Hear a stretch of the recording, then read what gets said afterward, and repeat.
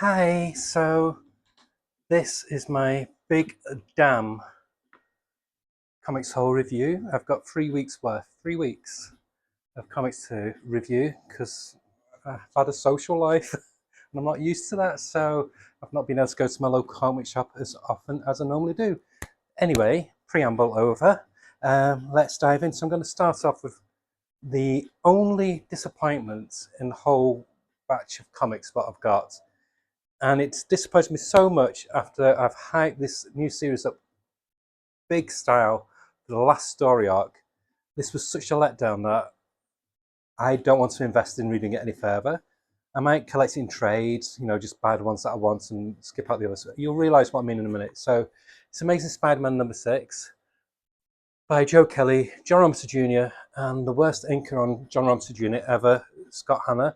I don't know what he's doing to his pencils, or if it's him, or if he's just I don't know. It's just there's a lot of weird artistic choices in this issue. When you go off, was it Pepe Larraz who did the last story arc? I think it was, wasn't it? It was phenomenal. And I'm a big I've defended John Romita Jr. a lot recently, with a lot of people who've never really experienced him in his heyday, saying, "Oh, he's shit, he's crap, he's rubbish."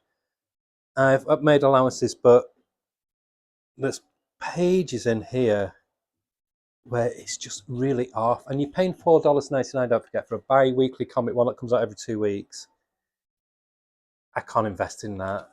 The storyline as well, it's okay, but it's not on a par with what the first story arc was. I mean, just look at the side profile of that guy there.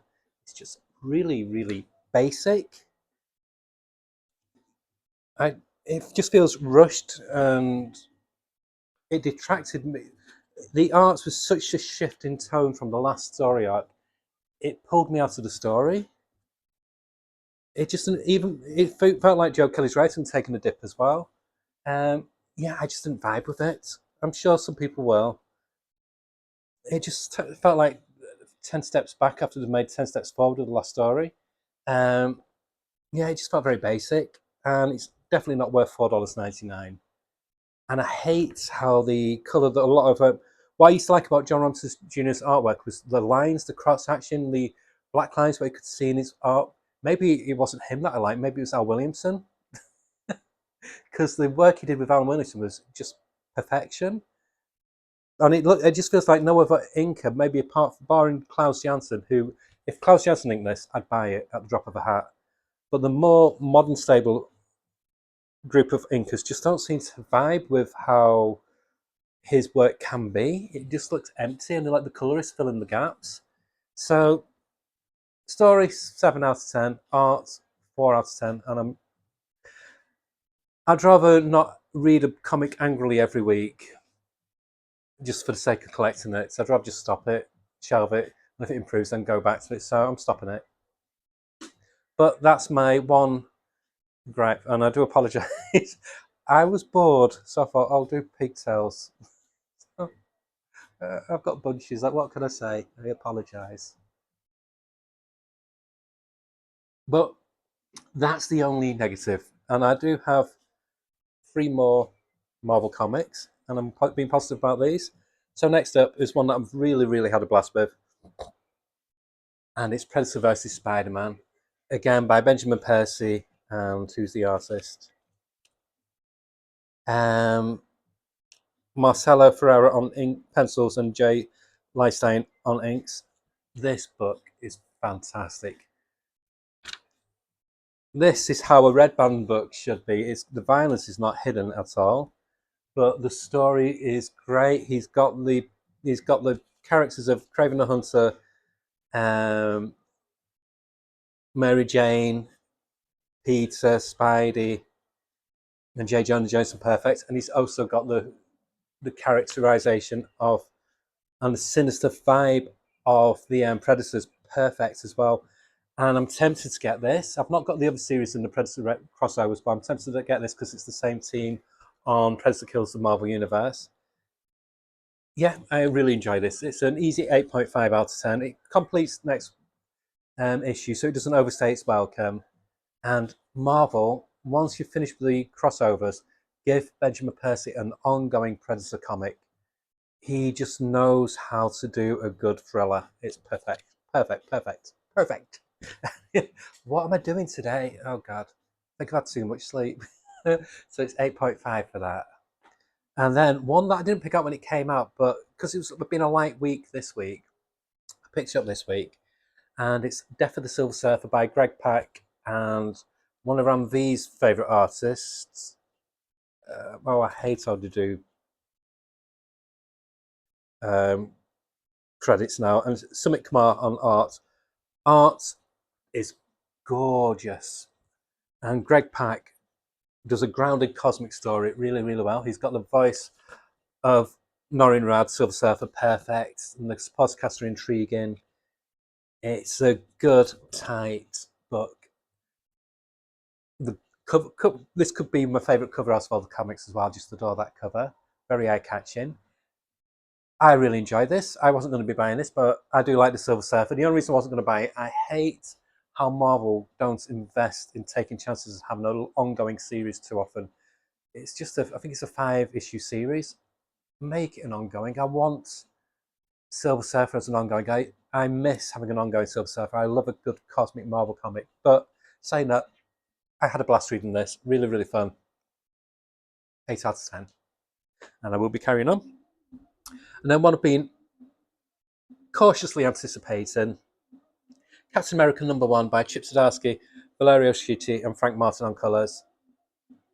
This is how the J. Michael Straczynski, that's him, isn't it?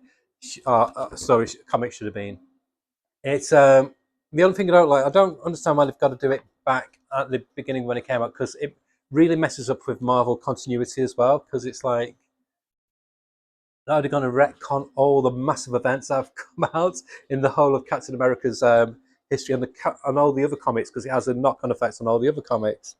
But apart from that, it's a tight, tense political thriller. The only gripe I've got, they're using story beats. Chip Zdarsky's using story beats that have been seen before in Daredevil, Born Again by Frank Miller, and also in Captain America as well with the US agent, which has been churned over and churned over and churned over.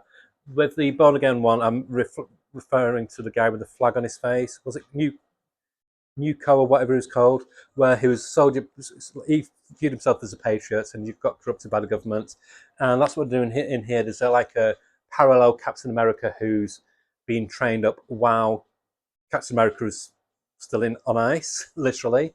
But apart from that, no complaints. It was a great story, had me intrigued, and I was going to say invested for the long run, but with Marvel that could just mean 10 issues.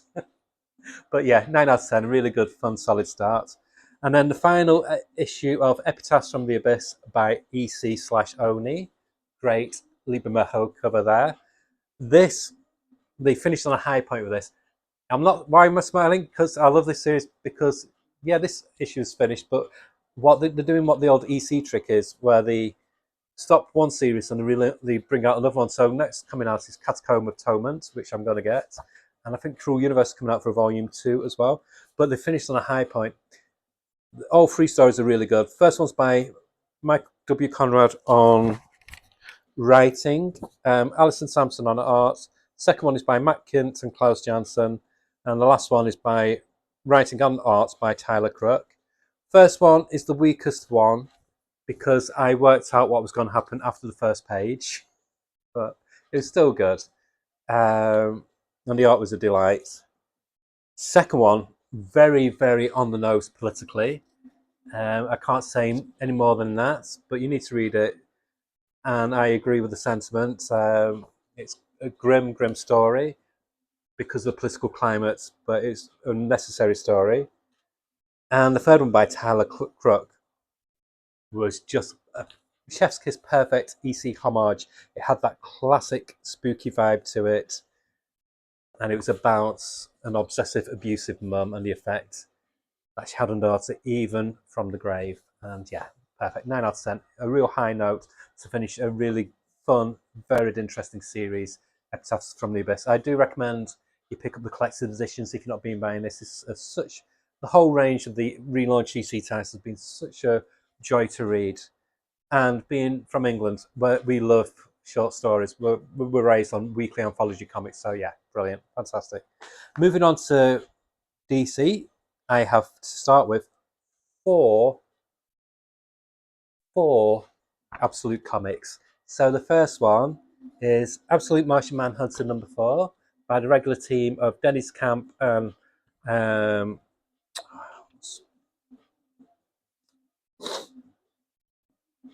Javier Rodriguez on art.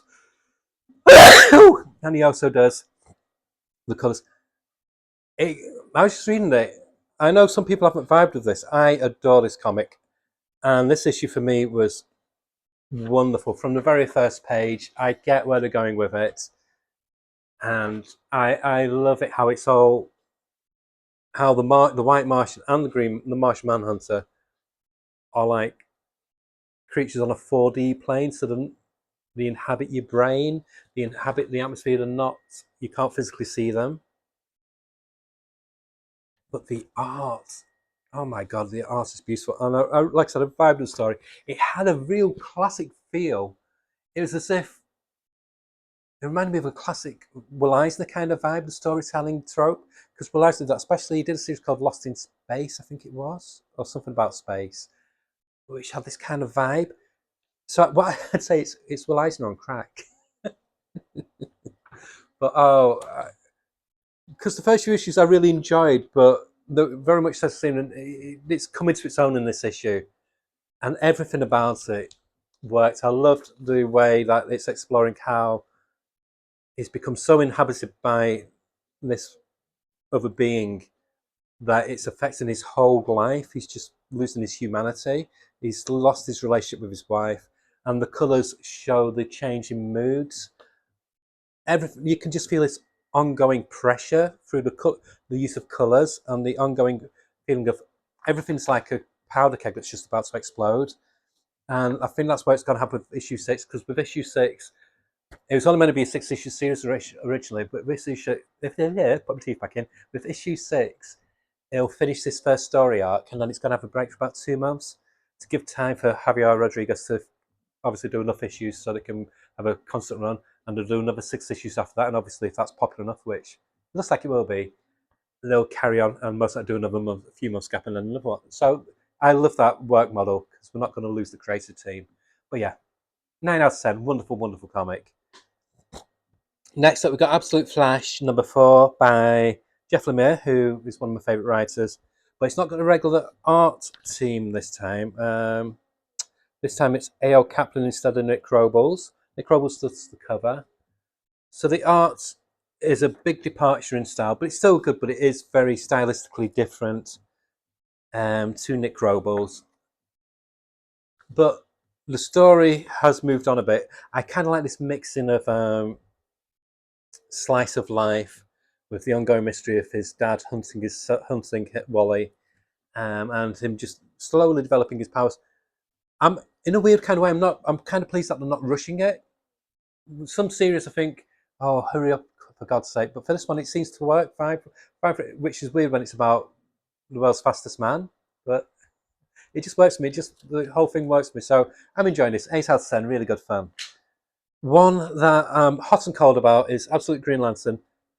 I love that cover. And there's some pages where looking at. So this is by Al Ewing and I always forget the artist's name. Janoi Lindsay, who does the art, colours, and cover. They are very good at doing the alien aspect, the horror aspect, but fuck me, they're bad at doing people. So I have a love-hate relationship with the art. The story's good, but Al Ewing annoys me. I think editors give him too much leeway in a way. I think he believes his own hype sometimes. He's full of cleverness, but the execution can be a bit flat. And this is what this feels like. It's a bit slow. It's a lot of flashbacks. There's 4 issues in now, and she's only just now got the ring. So this is my least favourite out of all Absolute titles, but I am going to stick with it because hopefully it'll pick up. I'm going to give it to the first story arc and then see how I feel after that. So at moments, I'd give this a 7 out of 10. But one, which is always a pleasure, even when they had replacement artists to issues, Absolute Wonder Woman. This is issue 9. Hayden Sherman back on the art, and that cover is gorgeous by them. And I love it. And I love this new villain, in inverted commas, Dr. Poison or whatever they're called.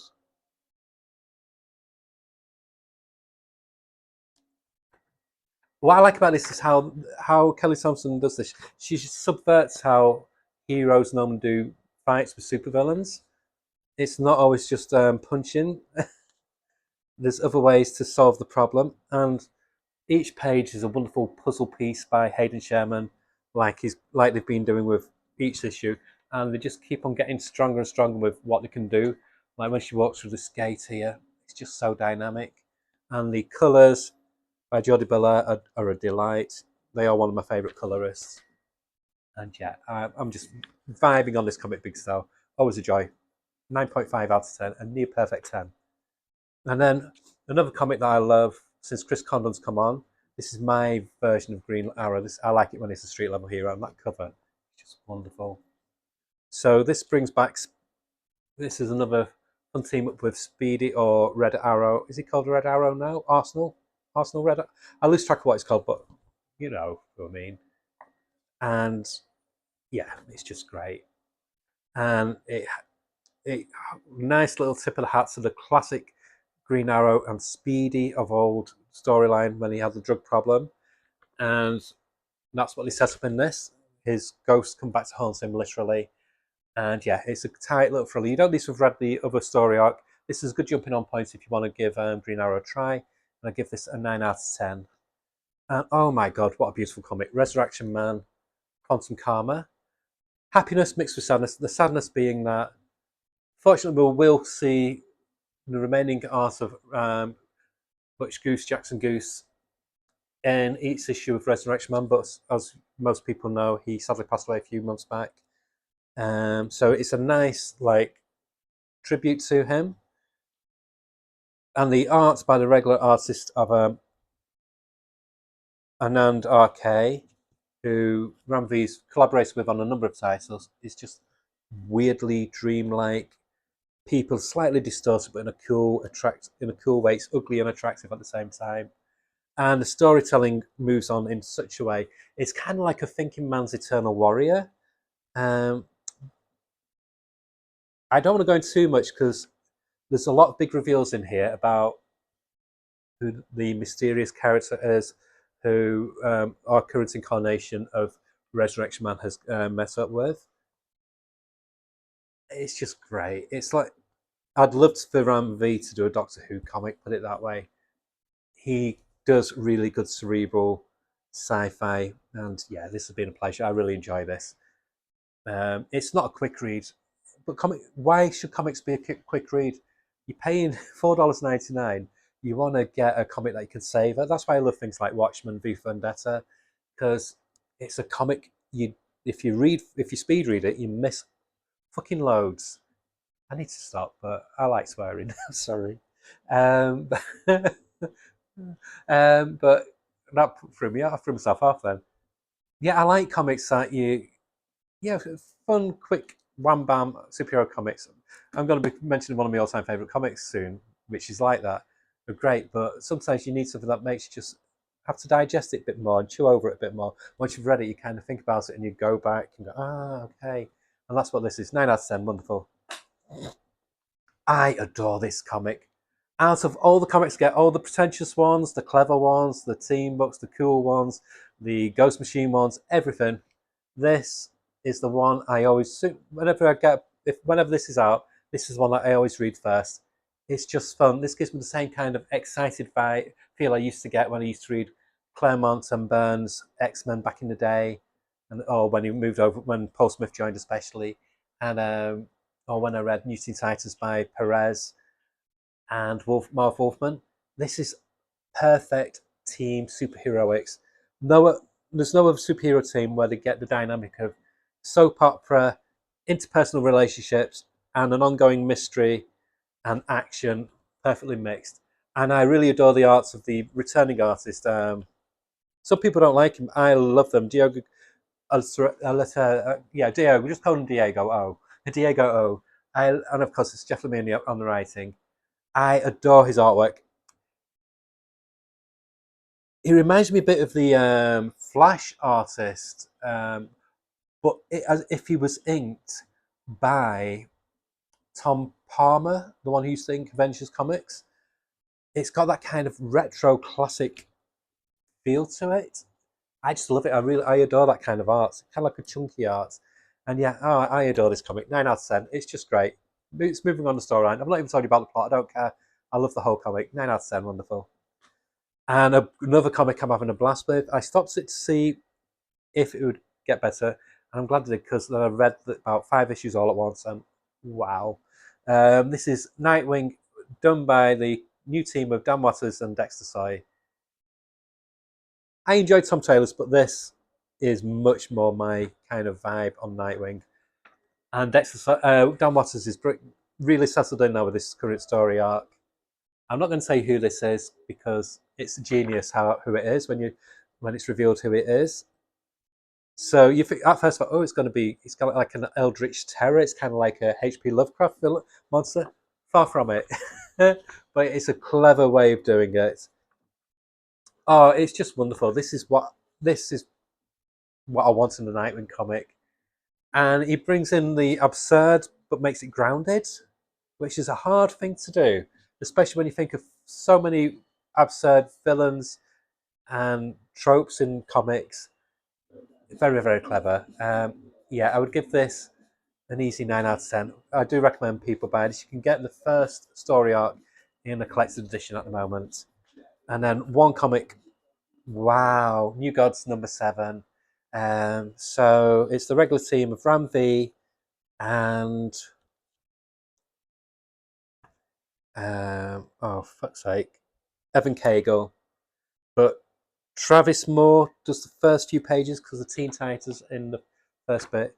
So basically, this moves the story on a hell of a lot.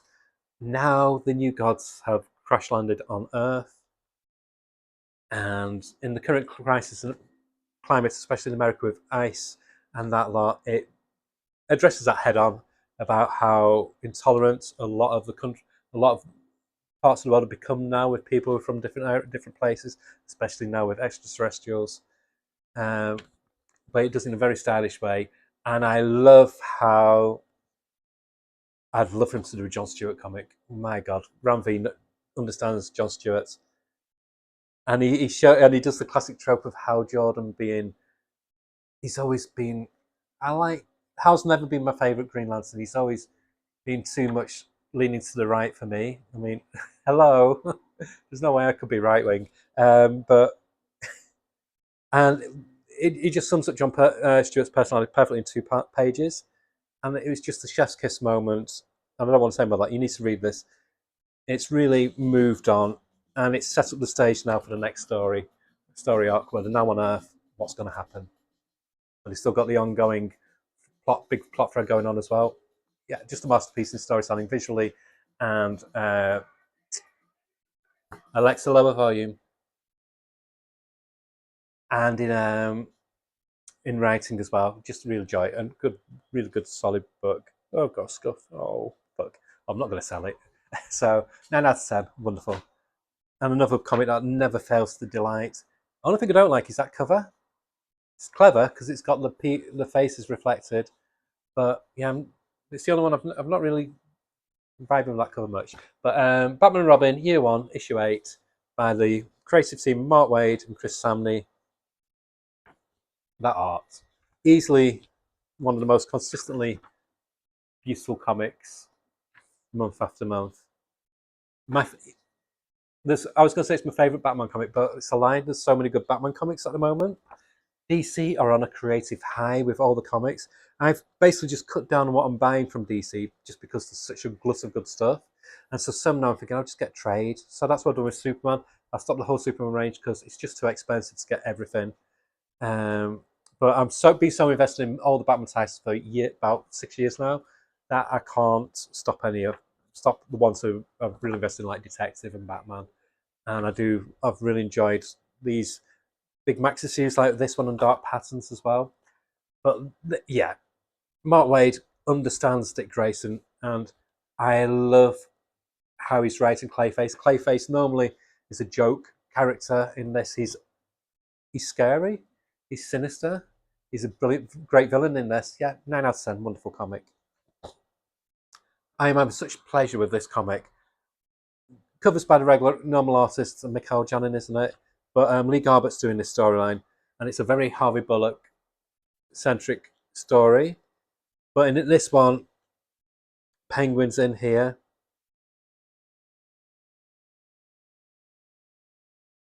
And I adore the dialogue, what Tom Taylor writes between the Penguin and Batman. They've got like a weird kind of. I think of all the villains that Batman faces, he seems to have this weird kind of respect or compassion in a way for Penguin. It seems to give him a lot more leeway than a lot of the other villains, even more than Two Face. And it's quite easily Penguin has the best lines in the whole comic.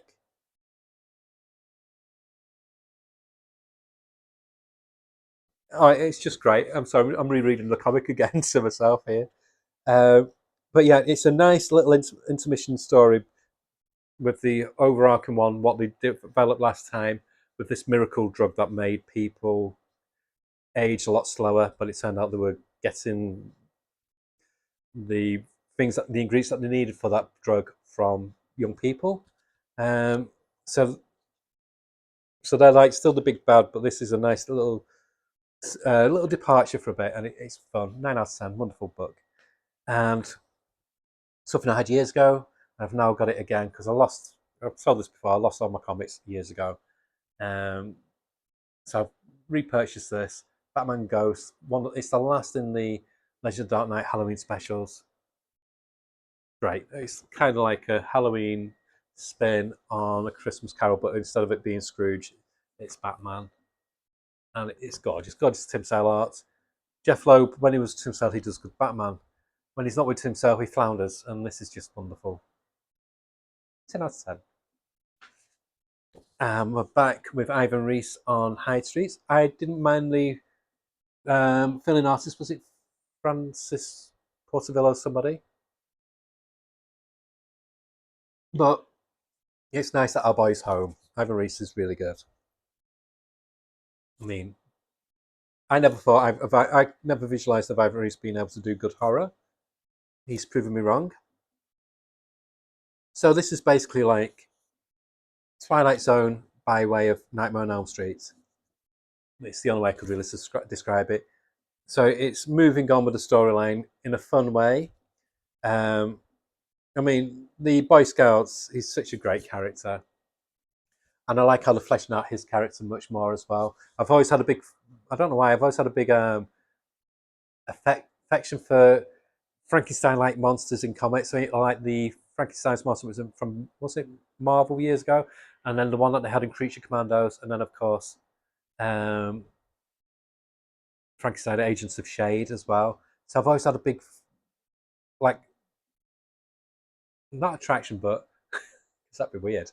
But like I don't know, it's just something very intriguing about a man-made monster, and especially just how to do it in comics. But yeah, it's just great. It's wonderful.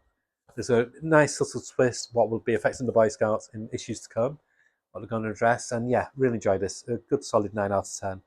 And then there's a new miniseries um, spinning off from High Street. So this is Sisterhood. It's going to be 5 issues. It's by Maytel Schutt and Leila Lisa Art.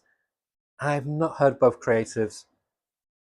This felt very much like, I don't know if you've watched the Netflix films Fear Street.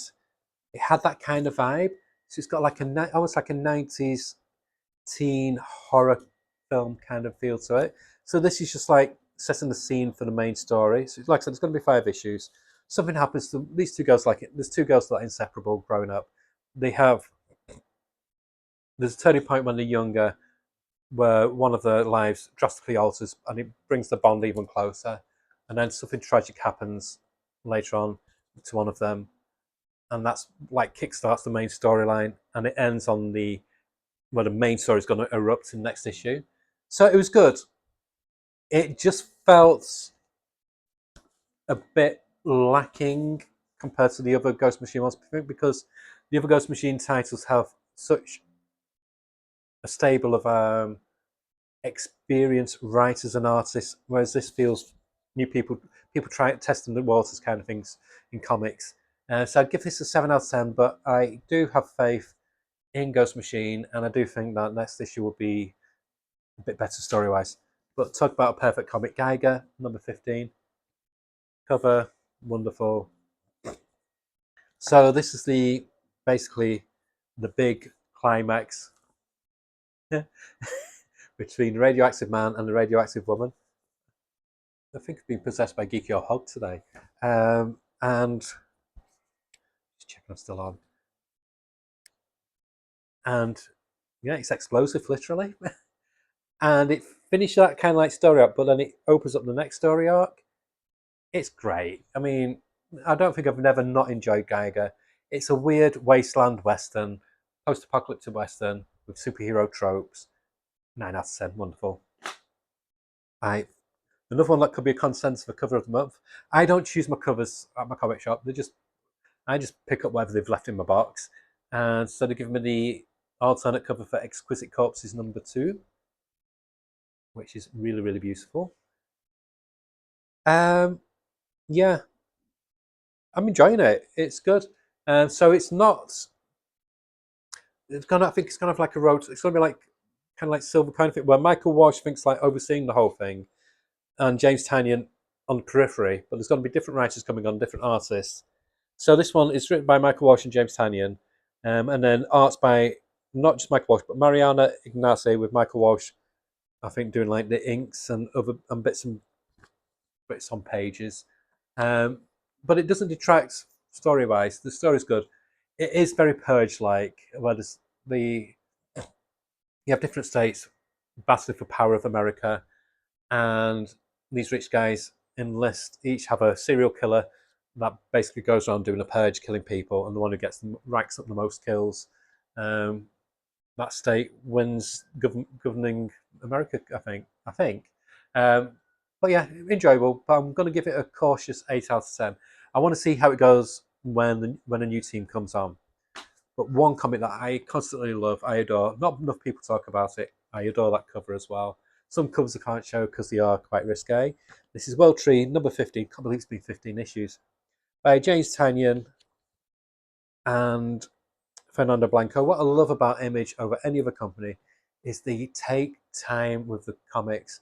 So they'll do like 5 issues. They'll do 5 issues, have a break for a few months, and then they release another 5, and so on and so on. That's how you do it. So you keep the quality level high, and this is enlarging the mythology of the universe of World Tree about this dark web that becomes sentient, that possesses people. Wonderful, wonderful. I adore this comic. One of my favourites, 9 out of 10. And then we have issue 2 of Invisible Universe Battle Beast by Robert Kirkman, Ryan Otley. I do love a nice card cover. Gorgeous. It's Lobo. It's Lobo. It basically is Lobo, but Lobo who likes eating people. And I'm all for it. It's great. This made me start reading Invincible, which I'm loving. I've read 6 volumes so far of the Invincible, like digest-sized books. So yeah, it's doing its job. It's made me want to explore that universe more. Ryan Otley's having a blast with it. You can tell this is his love child. This is his project. Kirkman's just providing words, and it's great. It's wonderful. It's everything I want. It's a wild, wacky, bloody, crazy sci-fi epic. Wonderful. 10 out of 10. 10 out of 10. It's just a blast. It's what you want in an entertaining comic. That's what I say. Some comics, like Resurrection Man, I appreciate for the cerebralness of it. Others, it's a popcorn movie and a comic, and it's doing its job. One that's doing its job as well is Blood and Thunder issue 2 This reads very much like a 2000 AD comic. It's great. I enjoyed the first issue, and this one improves on it even more. The only thing I will say, sometimes the art can be a bit janky. Some pages are absolutely wonderful. Other pages, when they go large, they seem to lose themselves a bit in the inking. Um, but it's a great story. So she's basically Earth's last hope, and yet she's an alien, and they're quite. Again, there's a lot of comics that seems to be out at the moment now dealing with xenophobia and racism because it's so prevalent now, and a lot of modern governments now are encouraging people to not tolerate people from other cultures, which is bullshit and should not be happening. Um, but this does it in a very classy way, and it's great. It's got good, great action tropes. It's got great dialogue. It's got majority great artwork. So I'll give this 7.5 out of 10. And then another comic I'm loving. It's it's Phantom Road. This is Jeff Lemire with his weird hat on. This is Jeff Lemire channeling David Lynch via the X Files, and this is going back in history. Um, so this is like opening up more about the mystery of this of Phantom Road, why it is like it is. I can't explain it to you because there's a lot to unpack. It's 13 issues deep now. You need to read it though to experience it. And I think if you've not been buying it like this, you're doing yourself a favour because I think it will work better in collected editions. So yeah, but yeah, I'm enjoying this. 9 out of 10. And I know Comics Patrol, DC Patrol, Canadian Patrol, whatever it calls itself nowadays, hates the colours in this. And I do admit, I get a little bit of pleasure winding up about it and saying how I love the colours. But I'm not being sarcastic. I love the colours. I love it when colourists or artists push boundaries with colours and do things what aren't logical sometimes. But for me, I love it. I love how they play with the colours. I think I got that from reading a lot of Vertigo back in the 90s. A lot of the Vertigo artists went balls to the wall with the colours, just trying different things. Shade the Changeman went extreme psychedelia. Hellblazer, there's a lot of like brown washes and grey washes. So some pages would just be brown, and it worked. And for me, this works for this. It ends, different pages have different colours, and it's like for different scenes. I am liking it. I'm enjoying it, and I enjoy the art by Andrew Milana. And it's not even Jody Blair who did the last colouring. It's Lee Lowridge, but it looks like this is something that they've. It's a house look what they put for the book, and for me, I like it. And the writing by Joshua Williamson is great. I have not got a clue about GI Joe. I never played with GI Joe or Action Force in the UK. I've never read the comics. I've no interest in them at all, but I'm enjoying the book. So it's doing its job. 8 out of 10. Now, which one next?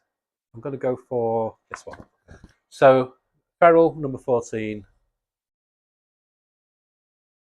Oh, what can I say? I mean, every time I'm singing its praises, my biggest accomplishment is making Geekio Hog waste, well, not waste, but spend a lot of money buying the back issues of this and Stray Dogs, and now he's a convert to the cult of Feral. This is a masterpiece in storytelling. It's a masterpiece in art.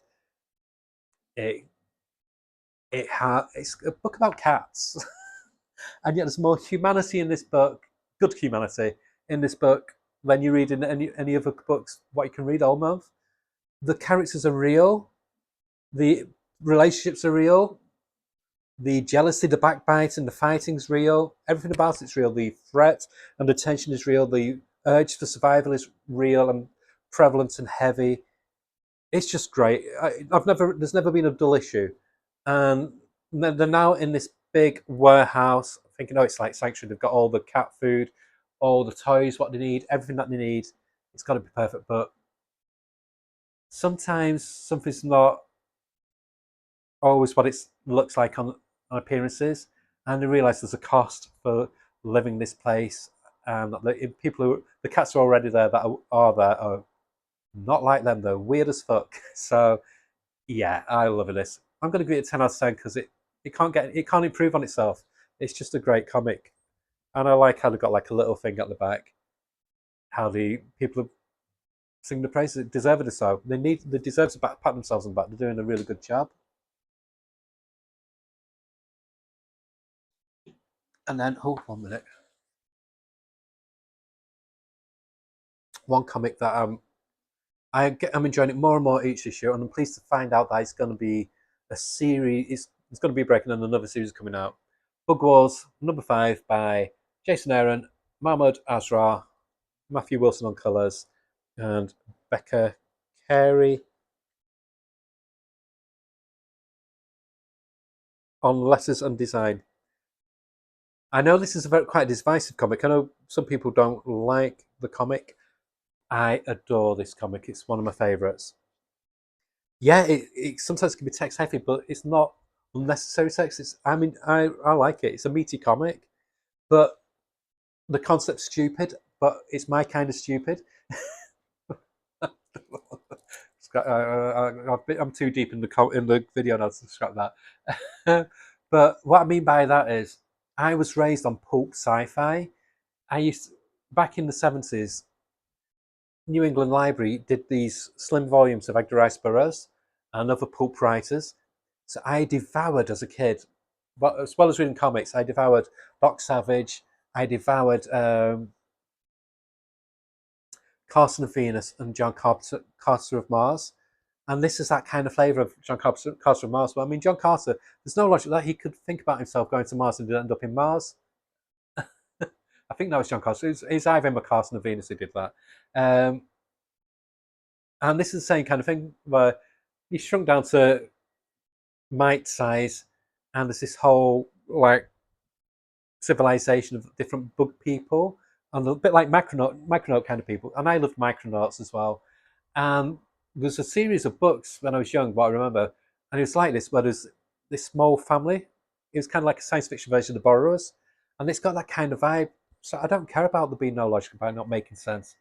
I just love the action, and I like how now his power's manifested. It's a bit trippy as well in places. His dad appears like in a vision to him, and he becomes the hope for the world and for Bugland. And yeah, I'm interested to see what they do with issue 6. I'm just having a blast with this. Like I said, it will be divisive. It's a very Marmite comic. You'll either love it or it'll just rub you up the wrong way. But for me, it's rubbing the right way. Okay. I'm not flying. I've got my fan on, so that's why these bits were flying up then. So yeah, yeah. Okay, this is an awkward finish, isn't it? So I've gone through all them. Not too bad. I thought it'd be a bit longer than 43 minutes. So that's it. I'm hoping to go to my comic shop this week on Saturday because I'm on late this week. So if I do, then I'll do another video. If not, it could be a few weeks after that because I'm busy. But I will still do videos looking at other things. I'm hoping to do another video today, which I'm not going to explain what it'll be. You'll have to wait and see. Okay, so bye. Hope you've had a lovely weekend. Bye. Bye-bye.